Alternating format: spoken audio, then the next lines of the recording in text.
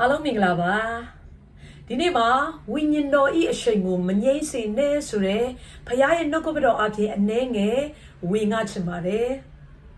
်ကျွန်တော်တို့ဘဝအသက်တာထဲမှာဝိညာဉ်တော်ရဲ့အရှိန်ကိုကျွန်တော်တို့ကငြိမ့်စေတတ်ကြပါတယ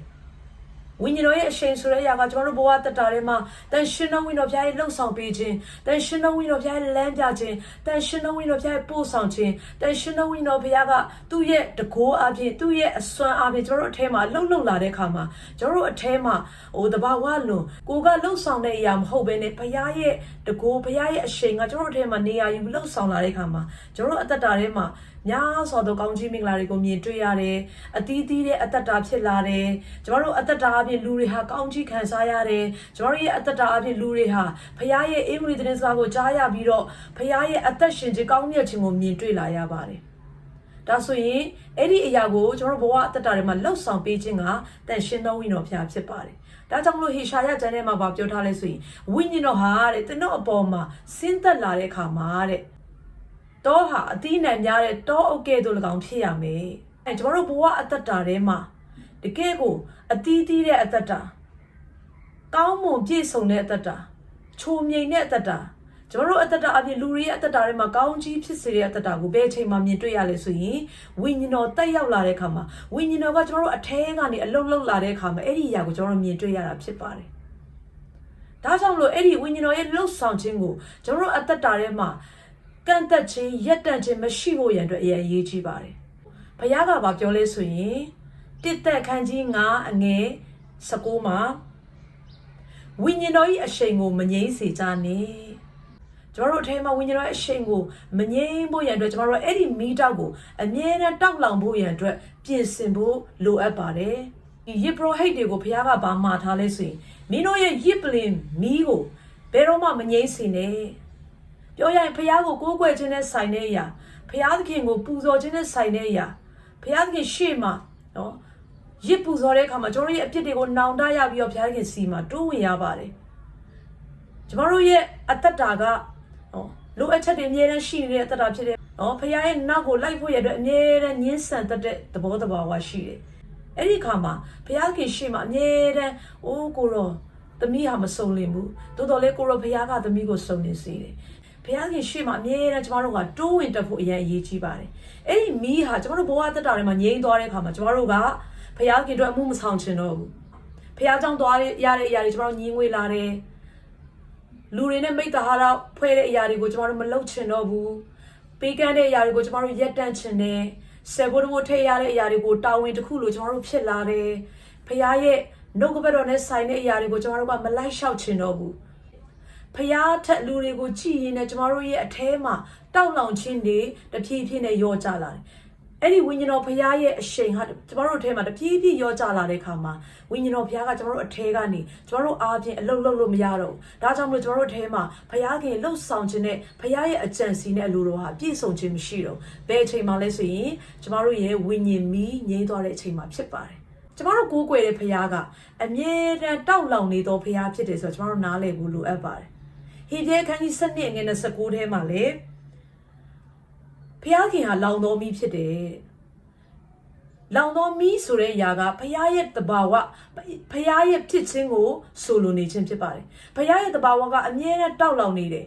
စိတ်တက်ကြခြင်းဆိုတဲ့အရာမရှိဘူးဖျားခင်စီမှာမောပန်းခြင်းဆိုတဲ့အရာမရှိဘူးဖျားခင်စီမှာအားငယ်ခြင်းဆိုတဲ့အရာမရှိဘူးထို့ဖျားသည်အမြဲတမ်းတက်ကြွနေသောအမြဲတမ်းလန်းဆန်းနေသောဖျားရှင်ဖြစ်တယ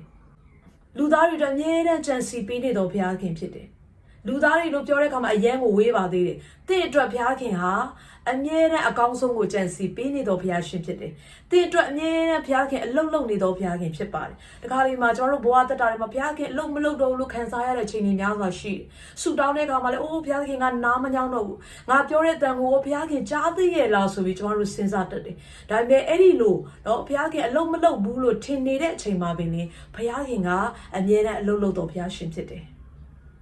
တမန်ကျမ်းစာတွေကိုကြည့်တဲ့အခါမှာနှုတ်ကပတ်တော်မစီစစ်လာတဲ့ကာလတွေရှိပါတယ်ဓမ္မဟောင်းနဲ့ဓမ္မသစ်ကြားထဲမှာဆိုရင်နှစ်ပေါင်း400သည်တိတ်ဆိတ်သောကာလတစ်ခုဖြစ်ပါတယ်ကျွန်တော်တို့အနေနဲ့ဒါတိတ်ဆိတ်သောကာလလို့လူဘက်ကသတ်မှတ်ပေမဲ့ဘုရားခင်ဒီအဲ့ဒီနှစ်ပေါင်း400ထဲမှာသူဟာယေရှုခရစ်တော်မေရှိယပေါ်လာဖို့ရန်အတွက်လှုပ်ဆောင်နေတဲ့အရာတွေရှိပါတယ် သူ့ရဲ့အကြံစီတော်နဲ့အလိုတော်ပြည့်စုံလာဖို့ရန်အတွက်လူတွေကိုကယ်တင်ခြင်းနဲ့ဆိုင်တဲ့နော်သူ့ရဲ့အစီအစဉ်ကြီးကိုသူဟာကြံစီပြီးတော့ပြင်ဆင်ပြီးတော့လှုပ်ဆောင်နေတဲ့အရာကိုကျွန်တော်တို့မြင်တွေ့ရပါဒါကြောင့်ဘုရားခင်သည်အမြဲတမ်းတောက်လောင်နေသောမိတော်တစ်ခုဖြစ်တယ်ဆိုတဲ့အရာကိုကျွန်တော်တို့ပုံဖော်ထားတာကိုတွေ့ရပါတယ်ဒါကြောင့်ဘုရားခင်သည်အမြဲတမ်းလှုပ်ရှားခြင်းရှိတယ်သူ့ရဲ့သဘာဝသည်မိကဲ့သို့အမြဲတမ်းလောင်မြိုက်ခြင်းနဲ့ကွာတည်ရှိနေတော့ဘုရားခင်ဖြစ်တယ်ဆိုတော့ကျွန်တော်တို့နားလည်ဖို့လိုအပ်တယ်ဒီလိုပဲတန်ရှင်တော်ဝိညာဉ်တော်ဘုရားရဲ့အလုတ်လုတ်ခြင်းသည်လေထိုကဲ့သို့ပြီးကျွန်တော်တို့ဘဝအသက်တာထဲမှာအမြဲတမ်းလောင်မြိုက်ခြင်းနဲ့အမြဲတမ်းအစင်မပြတ်စီးဆင်းနေတဲ့မြင့်ရည်ကဲ့သို့ကျွန်တော်တို့ဘဝအသက်တာထဲမှာလှုပ်ဆောင်ဖို့ရန်အတွက်အစဉ်သစ်ရှိနေတော့ဘုရားခင်ဖြစ်တယ်ထိုလှုပ်ဆောင်ခြင်းကိုကျွန်တော်တို့အသက်တာထဲမှာခွင့်ပြုလာတဲ့အခါမှာထိုလှုပ်ဆောင်ခြင်းကိုကျွန်တော်တို့အထက်မှာမငြိမ်းစေဖို့နော်အမြဲတမ်းတောက်လောင်စေဖို့ရန်အတွက်ကိုယ့်ရဲ့အသက်တာကိုပြင်ဆင်ဖို့လိုအပ်ပါတယ်ဝိညာဉ်တော်ရဲ့အရှိန်ငြိမ်းလာတဲ့အခါမှာနော်ဘုရားသခင်ရဲ့အမှုတော်ထဲမှာကျွန်တော်တို့ကအာရော့လာတယ်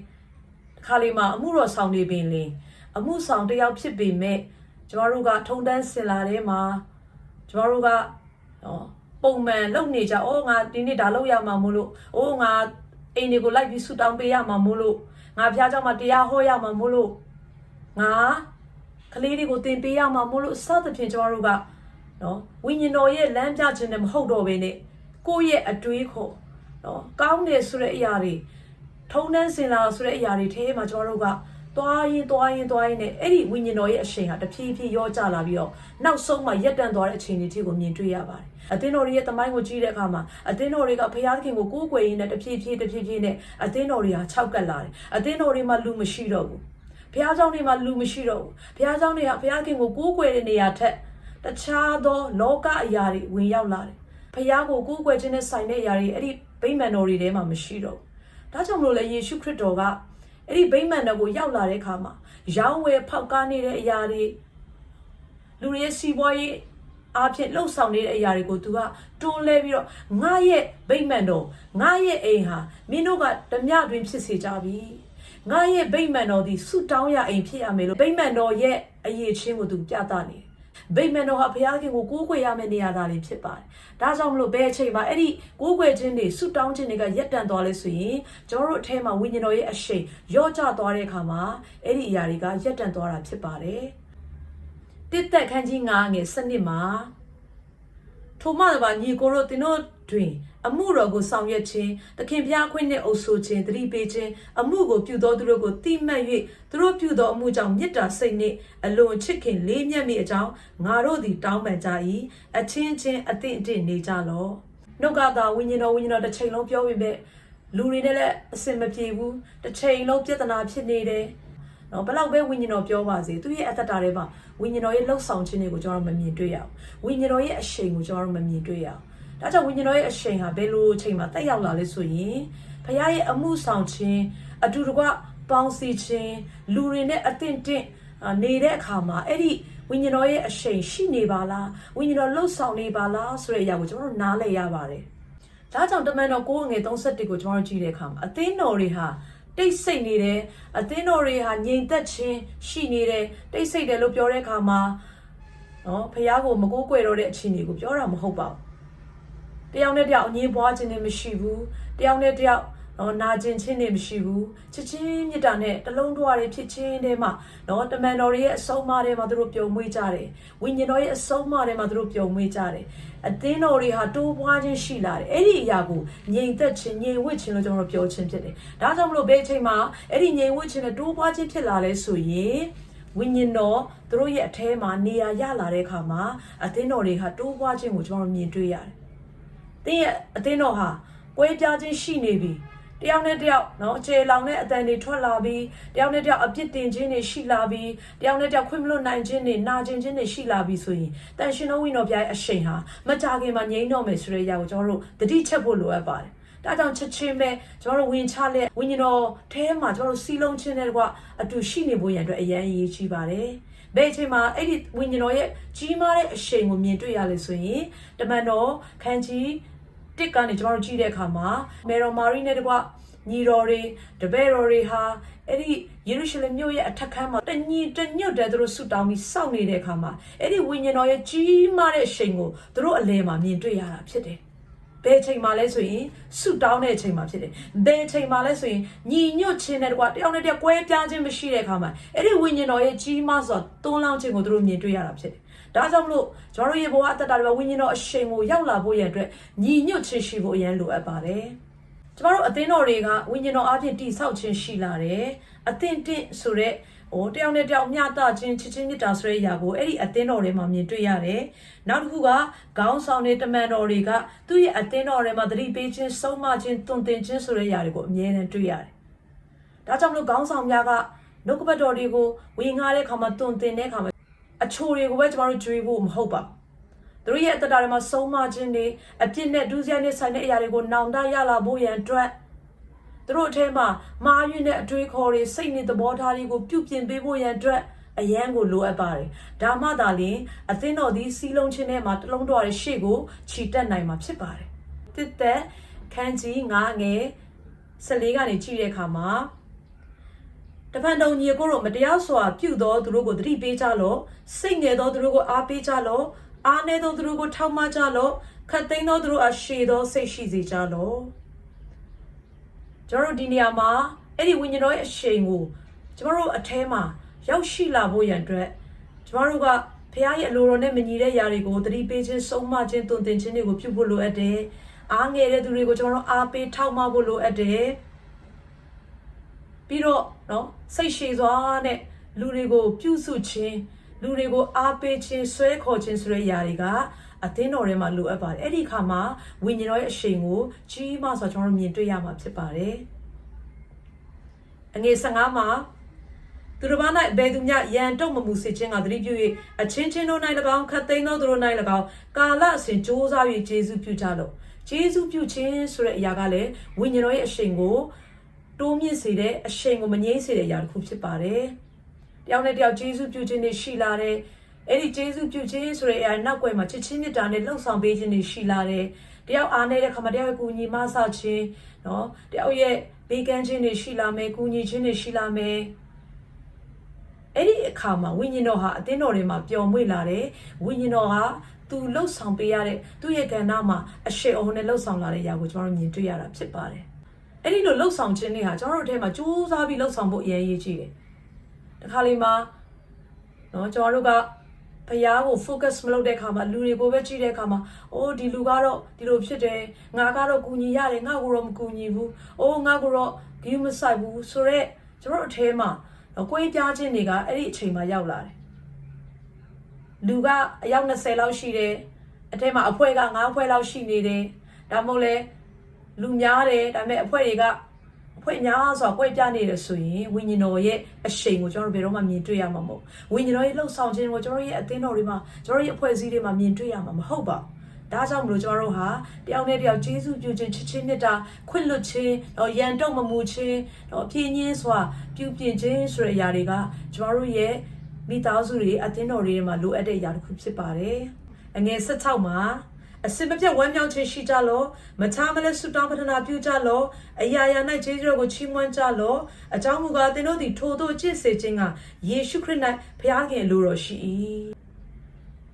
ကျွန်မဘဝတတထဲမှာလည်းဝမ်းမြောက်ခြင်းနဲ့ဆုံးရှုံးလာတဲ့အခါမှာပင်ပန်းနေဆိုတဲ့အရာတွေကျွန်မခံစားလာရတယ်ပင်ပန်းလာတဲ့အခါမှာကိုယ့်ရဲ့ခင်မွန်းတွေကိုပြစ်တင်လာတယ်ကိုယ့်ရဲ့မိသားစုတွေကိုအပြစ်တင်လာတယ်ကိုယ့်အနီးနားမှာရှိတဲ့လူတွေရဲ့အားနည်းချက်တွေကိုမြင်တွေ့လာတယ်အဲ့ခါမှာဝိညာဉ်တော်ကကျွန်တော်တို့ထဲမှာမပြောတော့ကျမအထဲမှာဝိညာဉ်တော်ကအဲ့လိုအချိန်ဖြစ်တဲ့အခါတိုင်းမှာဘုရားကပြောလဲဆိုရင်သမီးနေငေါဘလောက်ပြည့်စုံလဲနေ့မှလည်းအားနည်းချက်တွေရှိနေတာပဲနေ့ရဲ့အားနည်းချက်ကိုလည်းငါခွင့်လွတ်တာပဲသူတစ်ပါးရဲ့အားနည်းချက်တွေကိုမင်းမကြည့်ပါနဲ့ခွင့်လွတ်ပါနော်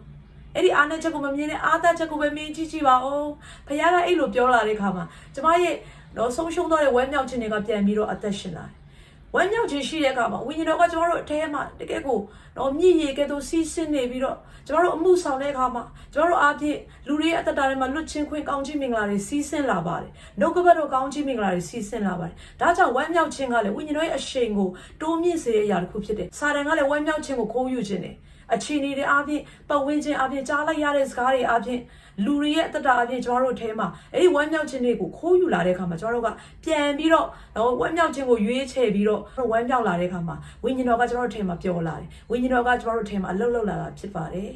နောက်တစ်ခုက ဆုတောင်းပတနာပြုခြင်းဆုတောင်းခြင်းကဝိညာဉ်တော်ရဲ့အရှိန်ကိုတကယ်ကိုတိုးမြင့်စေတဲ့အရာတစ်ခုဖြစ်ပါတယ်